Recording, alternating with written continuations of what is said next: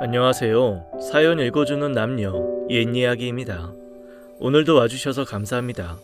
구독과 좋아요는 채널 운영에 큰 힘이 됩니다. 꼭 부탁드리며 오늘의 사연 시작하겠습니다. 저는 이제 막 33살이 된 평범한 직장인이자 한 아이의 엄마입니다.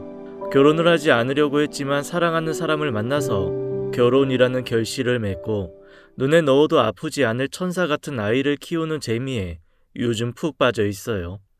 남들과 같은 평범한 일상을 보내는 제게 얼마 전 매우 큰 사건이 하나 일어났습니다. 어렸을 때 저희 집은 정말 찢어지게 가난하다는 말이 잘 어울릴 정도로 가난했어요. 친구들에게 그런 모습을 들키지 않으려고 무던히 애를 썼던 기억이 아직도 나고, 금전적으로 여유로워진 지금도 가끔 돈에 민감하게 반응하는 저를 보면 왜인지 모르게 씁쓸해지는 때가 있습니다. 부모님은 가난을 벗어나려고 무척 노력을 하셨지만 그게 쉽지만은 않았어요. 배운 게 없어 할 수 있는 일이 없다며 한탄하는 부모님을 보면서 저는 공부라도 열심히 해서 제대로 된 직장, 누구에게나 떵떵거릴 수 있는 직장을 얻겠다는 일념으로 하루에도 몇 번씩 코피가 터질 정도로 열심히 노력해왔어요. 하지만 그 노력이 돈이라는 것에 가로막힐지도 모른다는 생각에 한 번은 대학 입시 문제로 부모님께 큰 소리를 쳤던 기억이 납니다.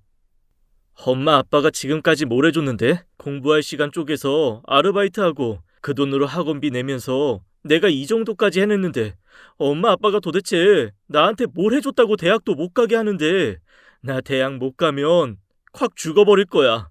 부모님은 그 소리에 충격을 받으신 듯 아무 말씀도 안 하셨어요. 집안이 그렇게 냉전 상태로 며칠이 지났고 그 냉전 상태를 풀게끔 만들어준 것은 다름 아닌 제 여동생이었어요. 엄마 아빠, 언니 대학교 보내자. 언니 공부 진짜 열심히 했잖아. 언니 대학교 가면 분명히 장학금도 받을 거고 나는 대학 안 가도 돼.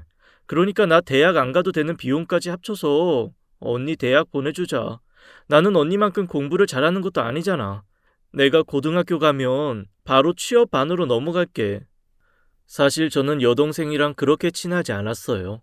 저는 매일 공부, 학교, 아르바이트에 치여 살았고 여동생은 평범한 여중생이었으니까요. 그런데 저녁 식사 자리에서 여동생이 갑자기 그런 말을 한 거죠.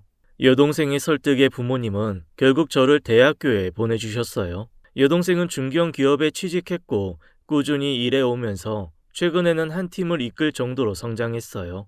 그래도 제 마음 한켠에는 여동생에 대한 빚이 남아 있었습니다.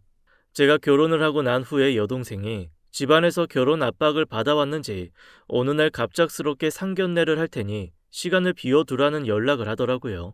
놀랐지만 드디어 여동생이 시집을 간다니 기쁜 마음이 먼저 들었죠. 하지만 그 기쁜 마음은 상견례 자리에서 산산조각 났습니다. 자매가 꼭 닮았어요. 쌍둥이같이. 언니가 워낙에 예뻐요. 둘 다 너무 인물이 훤하고 예뻐. 직업도 탄탄하고. 상견례 자리는 화기애애했고 저희 부모님도 무척 기뻐 보였어요. 하지만 저는 지금 이게 무슨 일인지 머릿속으로 정리하느라 대화 소리가 전혀 귀에 들어오지 않는 상태였죠. 힐끔힐끔 예비 제부를 쳐다보는 걸 엄마가 눈치를 채시곤 "왜 그래? 어디 불편해?" 하고 물으셨지만 저는 대답하지 못하고 그냥 고개를 저었습니다. 사실 예비 제부를 처음 봤을 때 기절하지 않은 게 다행이라고 생각이 들 정도였으니까요. 제부는 저를 기억하지 못하는 것 같았지만 저에게는 너무나도 선명하게 그날, 그때의 기억이 마치 어제 일처럼 떠올랐어요. 제부에 대한 기억은 고등학교 1학년 때로 거슬러 올라갑니다. 제가 가고 싶던 고등학교가 있었지만 가고자 했던 학교는 아르바이트를 금지하고 있어서 어쩔 수 없이 차선책으로 집에서 가까운 다른 고등학교에 진학하게 됐어요. 제가 다녔던 고등학교는 다소 자유로운 분위기의 학교였어요. 공부를 하는 무리의 학생들도 있었지만 그렇지 않은 학생들이 다수였고, 심지어는 다른 학생들의 돈을 뺏고 싸움을 하는 불량 학생들도 덜어 있었죠. 그런 아이들에게 저처럼 공부만 하는 친구들은 먹잇감이 되기 일쑤였어요. 1학년 1학기 때는 별다른 문제가 없이 지나갔지만 2학기 때 제부가 전학을 오면서 저의 학교 생활은 엉망이 됐습니다. 학교에서 제가 교내 봉사 활동을 한 적이 있어요. 가산점을 받을 수 있기도 했고 장학금이 지급되기도 했거든요. 교내 봉사 활동은 종류가 다양한데 그중에 급식 도우미를 했을 때였어요. 아이들에게 음식을 퍼주는 역할이었고 정신없이 바쁜 시간이 지나고 저도 식사를 하려고 식판에 밥을 뜨고 있는데 갑자기 머리 위로 그날 메뉴였던 콩나물국이 쏟아졌어요. 순간적으로 무슨 일이 일어난 건지 싶어 몸이 굳었고 순식간에 조용해진 급식실 분위기에 천천히 고개를 돌리니 제부가 콩나물국 그릇을 들고 씩 웃고 있더라고요. 그 와중에도 식은 콩나물국이라 다행이라는 생각을 한 게 참 우스웠던 기억이 나네요. 머리카락이 들어있잖아. 이거 어떻게 먹으라는 거야? 너희 집은 가난해서 머리카락이 든 국도 잘 먹나 봐. 저는 대답도 못하고 제부를 가만히 쳐다봤어요. 머리 위로 쏟아져서 하복이 전부 붉게 물들었다는 사실이나 나의 가난을 조롱하면서 괴롭힘을 가하는 제부보다 급식실에 있던 그 누구도 그 모습을 보면서 말리지 않았다는 사실과 1분은 낄낄거리면서 웃었다는 사실이 지금도 가끔 상처가 되어 가슴을 콕콕 쑤십니다. 더 말하지 못하는 많은 괴롭힘이 있었고 말하기 부끄러운 일도 있었어요. 학교 폭력으로 선생님께 말씀도 드렸지만 그 당시에는 지금처럼 학교 폭력에 대한 시스템이 잘 되어 있지 않아서 제부를 불러 타이르거나 반성문을 쓰는 정도로 끝나곤 했죠. 그리고 그런 날이면 괴롭힘이 유독 더 심해지기도 했고요. 그 괴롭힘은 2학년 2학기까지 이어졌습니다. 저는 애써 공부에만 집중하기 위해 노력했지만 마음처럼 쉽게 되지는 않았어요. 3학년에 진학하면서 저는 수능을 준비하는 특별반으로 가게 되었고 제부와는 더 이상 만나지 않을 수 있었어요. 하지만 오다 가다 제부를 스쳤고 그때마다 제부는 장난을 치는 것처럼 제게 때릴 것처럼 제스처를 취하기도 했고 어깨를 강하게 치고 지나가곤 했어요. 급식실에서 마주칠까 매번 전전긍긍해야 했고 혹시 마주친 날에는 잘 걸렸다는 듯이 제게 음식을 던지고 가끔은 지나가면서 식판에 침을 뱉곤 했습니다. 그러던 어느 날 친구에게서 제부가 강제 전학 조치를 당했다는 것을 듣게 됐어요. 이유인즉슨 제부가 가장 심하게 괴롭혔던 학생이 자살 시도를 했고 그로 인해서 그 학생의 부모님이 학교와 그 학생을 고소하겠다며 항의를 하게 된 거죠. 학교는 부랴부랴 제부를 강제 전학 보내게 된 게 사건의 전말이었습니다. 3년 내내 제부의 잘못을 눈 감아주던 학교가 고소라는 말에 발등에 불이 떨어진 듯 행동한 게 우스웠지만 드디어 모든 게 제자리로 돌아가는 거라고 생각해 기뻐했던 기억이 납니다. 그런데 그렇게 저를 괴롭히고 학교의 왕으로 군림하던 제부가 지금 제 눈앞에 여동생의 남편 자격으로 사람 좋은 미소를 띠고 앉아있으니 제가 얼마나 미치고 팔짝들 노릇이었을까요? 언니, 괜찮아? 괜찮아. 아까 점심에 먹은 게 체했나 봐. 괜찮으세요, 처형? 역겨웠습니다. 과거의 일을 모두 기억하고 있는 내게 웃으면서 괜찮으냐고 묻는 제부의 낯을 차마 똑바로 볼 수 없었습니다. 마음 같아서는 이 자리에서 제부의 과거를 낱낱이 밝히고 싶었지만 여동생의 행복한 듯한 미소를 보니 차마 그럴 수 없었습니다. 괜히 저 때문에 분위기가 어두워지는 것 같아 웃어 보이면서도 여전히 마음은 혼란스럽기 짝이 없었어요. 상견례를 마치고 돌아오는 길에 남편에게 전화를 걸었습니다. 남편은 회사 업무 때문에 참석하지 못했다고 미안해했고 저는 무슨 말부터 꺼내야 할지 몰라서 가만히 전화기만 붙잡고 있었어요. 자기야, 왜 그래? 무슨 일 있어? 여보. 왜? 무슨 일이야? 상견례에서 무슨 일 있었어? 남편의 다정한 목소리를 들으니 갑자기 눈물이 터져 나왔어요. 길거리에서 어린 아이처럼 엉엉 울면서 여동생의 행복을 위해서 내가 어떤 선택을 해야 하는 건지 끝없이 고민을 했습니다. 남편은 일이 끝났으니 지금이라도 당장 제가 있는 곳으로 오겠다고 했지만 저는 이곳이 어디인지 말할 힘도 없어 집에서 만나자고 하며 전화를 끊었어요. 집에 돌아와 조금 쉬고 나니 마음이 어느 정도 진정이 되더군요. 남편에게 아이 어린이집 픽업을 부탁하고 가만히 생각을 해봤어요. 과연 옳은 것이 무엇일까? 여동생의 행복을 위해서 내가 어떤 선택을 하는 것이 맞는 걸까? 쉽게 해답을 찾을 수 없는 문제였습니다. 더 나아가서는 예비 제부가 과거의 잘못을 깊이 반성하고 있을 거라는 생각도 들었어요. 나만 이해하고 넘어간다면 문제없는 결혼 생활을 할 수 있을 거라는 생각도 들었죠. 여동생에게 들은 제부는 성실하게 회사를 다니고 있고 말도 잘 통하는 데다가 유머러스하고 어른들에게 잘하고 배려도 넘친다고 하더군요. 여동생이 제부와 사귀던 시절의 이야기가 찬찬히 떠오르면서 혹시 내가 잘못 본 건 아닐까 하는 생각마저 들었습니다. 이름과 나이와 얼굴이 같은 전혀 다른 사람일지도 모른다는, 여동생이 이야기한 남자와 제가 아는 과거의 제부가 매치가 되지 않았기 때문에 이런 생각을 하게 됐는지도 몰라요. 남편은 제가 혼자 생각하는 시간을 갖는 걸 잘 기다려주는 사람이라 제가 생각을 정리하는 동안 제 옆에 가만히 있어줬어요. 미애 남편 될 사람 말이야. 내가 아는 사람이더라고. 정말? 별로 좋게 알던 사람이 아니었어? 그랬구나. 그래서 그랬어? 고등학교 때 동창이야. 그런데 나 엄청 괴롭히던 일진이었고 강제 전학까지 갈 정도로 평판이 나빴던 사람이었어. 남편은 놀란 것처럼 보였지만 별다른 말은 하지 않았어요. 장시간의 침묵이 이어졌고 남편이 제 손을 가만히 잡더라고요. 많이 힘들었겠다. 자기가 하고 싶은 대로 해.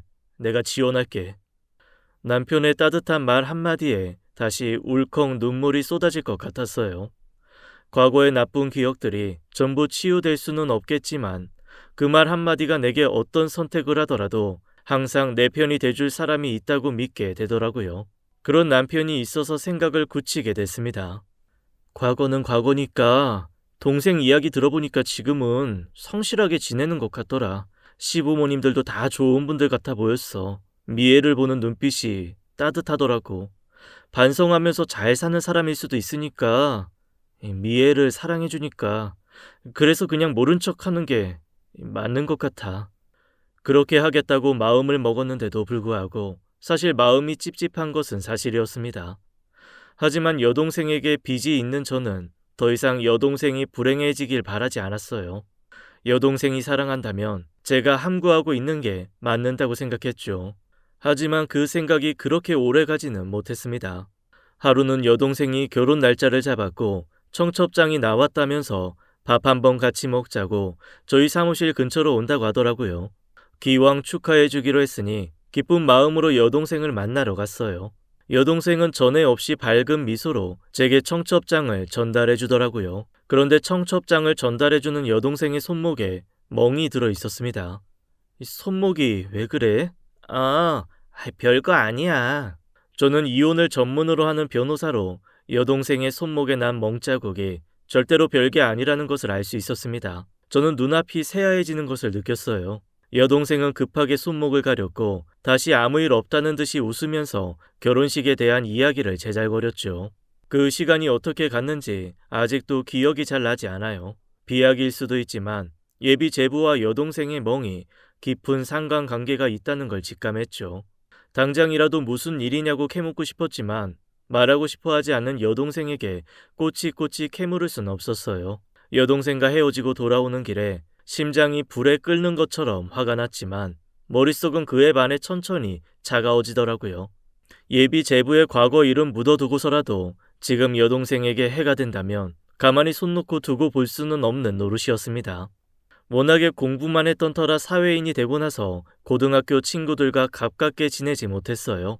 하지만 어떻게 제가 변호사가 됐다는 소식을 들은 친구 중 하나가 이혼 관련해서 도와줄 수 있느냐고 연락을 했던 적이 있습니다. 그리 친하게 지냈던 사이는 아니었지만 누구를 괴롭히거나 못된 행동을 하는 친구는 아니었고 이혼을 준비하는 당시에 남편의 외도와 폭력으로 고생을 하는 친구를 두고 보지 못했거든요. 그 이후로 친구로부터 간간히 명절 선물이 오기도 했고 문자로 안부를 주고받기도 했죠. 발이 넓었던 친구였으니 예비 제부의 소식에 대해서도 알고 있겠지 싶었어요. 친구는 제가 예비 제부에 대해 들은 이야기가 있냐고 묻자 너무 고맙게도 이유를 묻지 않고 알아봐 주겠다고 하더라고요. 그렇게 며칠이 지나고 친구에게 전화가 왔습니다. 친구는 그럴 줄 알았다는 말투로 예비 제부에 대해 알려주기 시작했고 저는 믿을 수 없는 사실에 다리에 힘이 다 풀려 고작 서 있는 게 전부일 정도였죠. 친구의 입에서 들은 예비 제부는 여동생에게 들었던 제부와는 전혀 다른 사람이었어요. 여동생은 예비 제부가 식품 공장의 부장이라고 했었지만 사실은 뚜렷한 직장도 없다더군요. 그리고 그 이유가 다름 아닌 교도소에 다녀왔기 때문이라고 했습니다. 저는 겨우 평정을 유지하면서 무슨 연유로 교도소에 갔냐고 물었고, 친구 말로는 다단계 사기 전과에 폭행 전과까지 있었고 합의를 할 돈이 없어서 결국은 감옥에 갔다고 하더라고요. 그리고 더 가관인 건 뭔지 아시나요? 예비 제부가 제 여동생과의 결혼이 초혼이 아니라는 거였어요. 강제 전학을 갔던 학교에서도 퇴학 조치를 당했고 졸업도 하지 못하고 살다가 20살에 아이가 덜컥 생겨 결혼을 했다는 거죠. 아이라니요. 저는 여러 번 친구에게 아이가 있다는 게 사실이냐고 확인하듯이 되물었어요.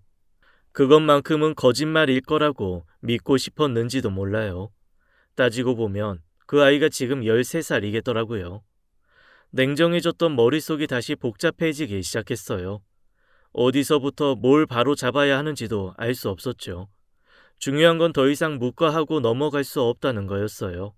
여동생에게 할 이야기가 있다고 만나자고 하니 여동생이 몇 번 자리를 피하더군요. 여동생은 옛날부터 촉이 좋았어요. 제가 무슨 이야기를 할 줄 아는 것처럼 계속 이리 피하고 저리 피하기에 여동생의 집으로 무작정 찾아갔습니다. 혹시 예비 제부를 만나게 되는 건 아닐까 걱정한 것도 사실이지만 만나면 앞에서 뺨이라도 때리고 다 터트려버릴 작정이었어요. 다행인지 불행인지 여동생은 혼자 집으로 귀가했습니다. 절 보더니 어색하게 웃더라고요. 그리곤 다시 옷소매를 끌어당겨서 손목을 가렸어요. 혹시 제부가 너 때렸니? 라는 식의 질문을 할 거라고 생각했던 것 같았어요. 들어가서 이야기할까? 집이 좀 지저분해서. 에이, 갑자기 무슨 일이야? 서서 할 이야기가 아니야. 여동생은 마지못해서 앞서 집으로 들어갔습니다.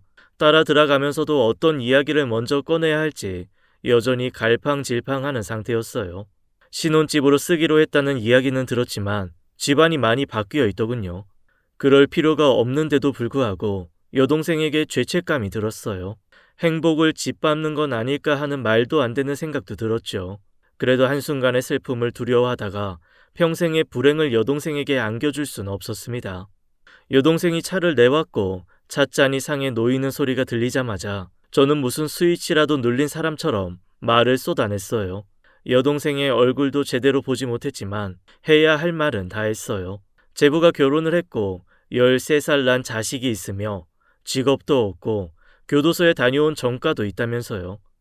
여동생이 지금 당장이라도 불같이 화를 내며 진짜냐고 물을 줄 알았는데 제 예상은 완벽하게 벗어났습니다. 어떻게 알았어? 여동생이 알고 있었던 거예요. 손이 떨려왔습니다. 여동생은 다 알면서도 예비 제부를 만났던 거였어요.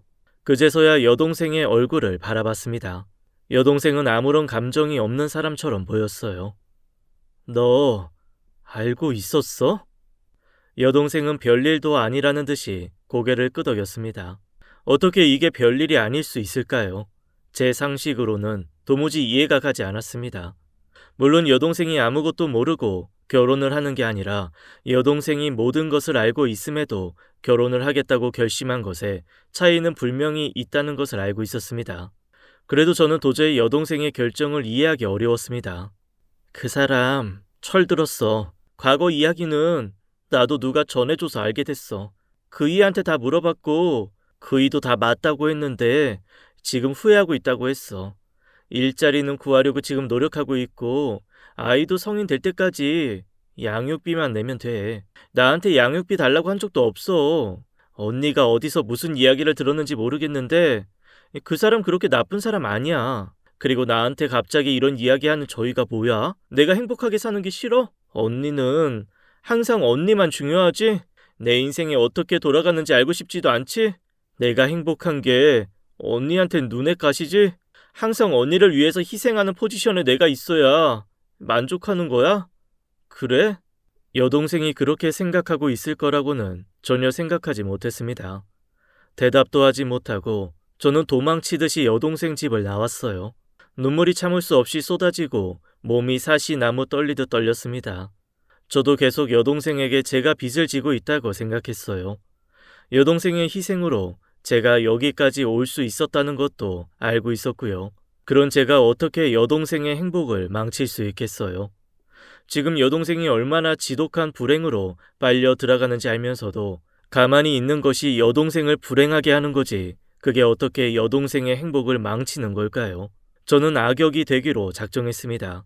쇳불도 당김에 빼라고 바로 다음날 부모님을 찾아뵈러 갔어요. 어떻게 소식을 들었는지 여동생도 와 있더군요. 여동생이 저를 바라보는 눈빛이 도끼를 가득 품고 있어서 저는 그래 이판사판이다 라는 마음이 있었던 것도 사실이에요. 엄마가 무슨 일 때문에 그러느냐면서 어리둥절하게 저희 자매를 번갈아 보셨죠. 엄마, 아빠, 나 미애 결혼하는 거 반대해요. 언니, 제부 13살짜리 애가 있는 이혼남이에요. 직장도 없고 교도소도 다녀왔어요. 그리고 잘은 모르겠지만 너 제부, 아니 그 인간한테 맞고 있지? 집안이 난리가 난 것은 말해서 뭐 할 거예요. 엄마는 연신 아이고 소리를 내뱉으면서 여동생의 등을 몇 번이나 때렸고, 아빠는 아무 말씀도 못하시고 허망하게 앉아만 계셨죠. 결국 참다 못한 여동생이 악을 지르기 시작했어요. 내가 괜찮다잖아. 내가 괜찮다는데 왜 언니가 나서서 일을 그리쳐? 언니가 뭔데? 언니가 대체 뭔데 그래? 지금까지 내 인생에 도움이 된 적 있어? 항상 그렇게 언니가 다 얻었잖아. 언니만 항상 행복한 거 좋은 거 다 했잖아. 내가 행복하겠다는데 왜 언니가 막냐고. 그게 행복이니? 직업도 없고 교도소 다녀온 애 딸린 남자랑 결혼하는 게 네 행복이야? 그게 내 행복이야. 언니처럼 잘난 거 없어서 내가 고작 이딴 남자 만나는 게 뭐 잘못됐어? 내가 언니처럼 공부 잘하고 집에서 밀어줬으면 형부 같은 남자 만났겠지. 할 말이 없었습니다. 여동생이 모르고 있는 사실을 말할 때가 됐다고 생각했어요. 평생 숨기고 살려고 마음 먹었던 일이었습니다. 여동생이 사회 초년생 시절에 같이 살던 룸메이트의 보증을 잘못 썼던 일이 있었습니다. 저는 그 당시 변호사로 겨우 자리를 잡아가고 있는 상황이었어요. 다행히 저를 좋게 보셨던 로펌의 대표 변호사님 덕분에 사건도 많이 맡게 되었고 승소율도 높아서 일에 재미를 붙이고 있었죠. 그렇다고 해서 금전적인 여유가 있는 것은 아니었어요. 여동생의 빚 보증, 부모님은 절대 해결할 수 없었습니다. 저는 처음으로 제 이름으로 대출을 받았습니다. 갚지 못할 만큼 큰 금액의 돈으로 인해서 여동생의 창창한 앞날이 망가지는 걸 두고 볼 수는 없었습니다. 이 정도는 여동생이 지금까지 나를 위해 했던 희생에 비하면 아무것도 아니라고 생각했으니까요. 부모님께는 이런 방구도 하지 말라고 일러뒀습니다. 여동생이 저에게 어떤 죄스러움도 느끼지 않길 바랬거든요.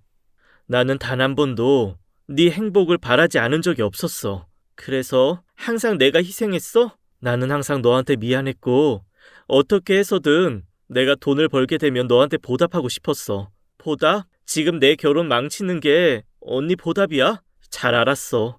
네가 한 일에 비하면 내가 한 일은 너무 작아서 너한테 말하지 않는 게 맞다고 생각했으니까. 나는 지금까지 어떤 이야기도 하지 않았고 너한테 생색 내는 것처럼 보이는 것도 싫었고 사실 지금 이 이야기를 꺼내는 게 단순히 이 상황을 면피하려고 꺼낸 건지 아니면 너와의 오해를 풀고 싶어서인지 모르겠어서 차마 말을 끝내지 못하겠어서 우물거리는 동안 엄마가 참지 못하고 입을 열었습니다. 네가 20살쯤에 섰던 보증, 이 엄마랑 아빠는 도저히 감당을 못했어. 네 언니한테는 죽어도 말하고 싶지 않았는데 그렇다고 너를 보증빚에 허덕이게 할 수는 없잖아. 그 얘기를 지금 왜 해? 네 언니가 그 돈을 아직도 갚고 있으니까. 뭐? 네 언니가 그러더라. 지금까지 미애는 나를 위해 모든 걸 포기했으니 앞으로 수십 년간 포기할 게 많아진다고 해도 그래도 네가 언니 때문에 포기한 거에 비하면 아무것도 아니라면서 별것도 아니라는 듯이 네 언니한테 네가 이러면 안 돼. 부모님은 울고 여동생은 말없이 부모님 집을 떠났습니다. 그 이후로 여동생에게 어떤 연락도 오지 않았어요. 그리고 부모님을 통해서 파혼을 했다는 소식을 전해 들었습니다. 마냥 기쁠 줄 알았는데 그러지 않더라고요. 파혼한 여동생은 기쁠까? 속이 시원할까? 슬플까? 그런 생각으로 잠 못 이루는 날이 많아졌습니다. 그러다 바로 어제 여동생에게 장문의 문자가 왔습니다. 전화로 말하는 게 맞겠지만 쑥스러워 문자를 보낸다는 말이 너무나도 제 여동생스러워서 저도 모르게 웃음이 터져 나왔어요. 문자를 읽고 나니 여동생이 파혼으로 인해서 그렇게 슬프지만은 않았던 것 같아 다행이라는 생각이 들었습니다. 그리고 어디에서 들은 건지 제가 예비 제부였던 그 남자에게 고등학교 때 당했던 이야기를 하더군요. 사실 그 사람에 대해서 폭로하면서도 제가 고등학교 때 당했던 그 일만큼은 절대로 이야기하지 않겠다고 생각했었거든요. 부끄럽기도 했고 그 사실을 이야기에 넣어버리면 객관성이 떨어진다고 생각했기 때문인데, 그런 생각을 한 제가 창피스럽게도 여동생은 그 고통을 이겨내고 저의 자리에서 성공한 제가 자랑스럽다고 했습니다. 눈물을 흘리지 않으려고 했는데 터지는 눈물을 참기가 어려웠네요. 몇 번을 여동생이 보낸 문자를 또 보고 봤어요. 언니를 위해 했던 과거의 내 희생은 희생이 아니라 사랑이었다는 말에 여동생에게 항상 지고 있던 빚이 조금은 탕감된 듯한 기분이 들었어요. 그리고 자신의 보증 빚을 갚아준 것에 대해 고맙고 이후로는 자신이 갚아 나갈 수 있으면 좋겠다고 하더라고요. 저는 답장으로 이제 얼마 남지 않았으니 돈은 됐고 앞으로 나한테 잘해라 라는 장난스러운 말로 거절의 의사를 밝혔지만, 여동생은 그거 안 받으면 다시는 나 못 볼 줄 알아 라며 귀여운 협박을 하네요. 이 일로 여동생에게 지울 수 없는 상처가 생겼을지도 모릅니다. 하지만 그 상처는 저와 가족들이 보듬으며 치료해 줄 수 있을 거라고 생각해요. 여동생의 빛나는 내일을 위해서라면 저는 앞으로도 물불을 가리지 않을 생각입니다. 지금까지 사연 읽어주는 남녀 옛이야기였습니다. 끝까지 함께 해주신 여러분 감사드리며 저는 다음 사연으로 돌아올게요. 감사합니다.